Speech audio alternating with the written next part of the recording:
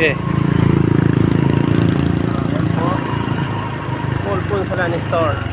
Ayan. Bakal, labas, labnig. Mabungo. Matango. Tapos dito sa Magunan, papuntang Labo. Evacuation center pala dyan.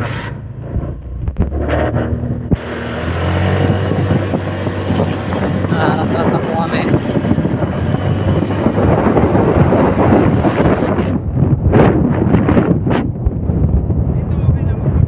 Kasi walang tao. Rito, takot sa sasakyan. Hindi kagaya sa Manila. Sasakyan ang takot sa bata. Dito po, baliktad. Dito bata takot sa sasakyan eh. No? Malayo pa lang tumatabi ng tao pag may nakita ng sasakyan. Sa Maynila, pag nakakita ng sasakyan, gigit na.